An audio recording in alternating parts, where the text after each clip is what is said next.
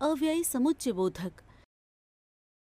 समुच्चय बोधक को योजक भी कहते हैं क्योंकि यह शब्दों, उपवाक्यों तथा वाक्यों को जोड़ने का कार्य करते हैं।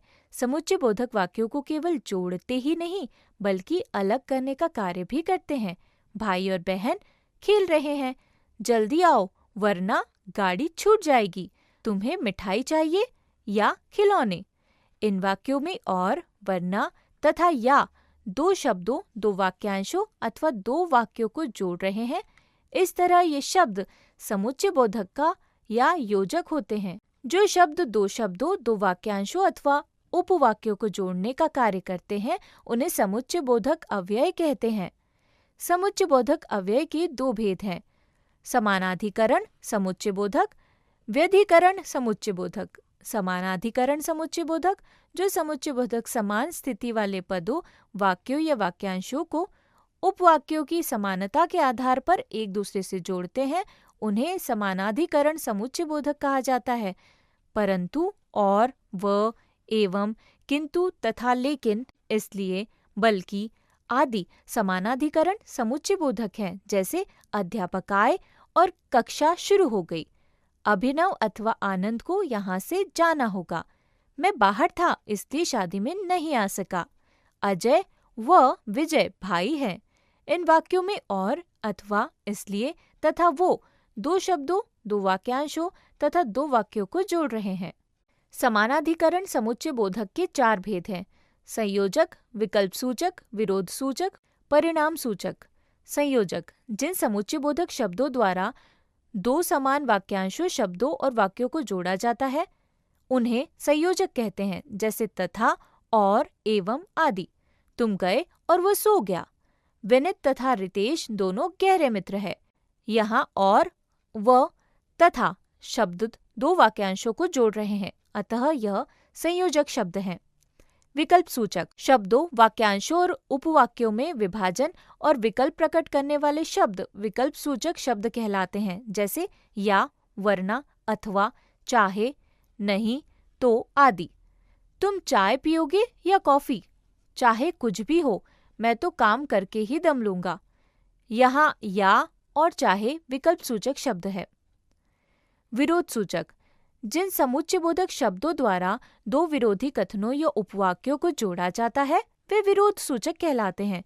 जैसे किंतु, परंतु, लेकिन, बल्कि, मगर, पर आदि। सुरभि बोलती तो है पर हिचकिचाती है।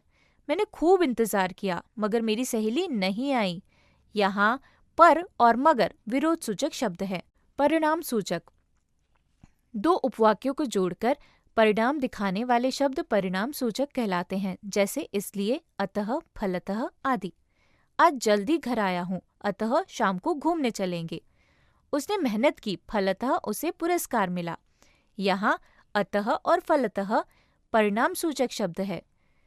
व्यधिकरण समुच्चय बोधक जो समुच्चय बोधक शब्द वाक्य के प्रधान और आश्रित उपवाक्यों को जोड़ते हैं उन्हें व्यधिकरण समुच्चय बोधक शब्द कहते हैं। जैसे क्योंकि, चूंकि, यदि, तो, ताकि, अर्थात, मानो, तथापि आदि।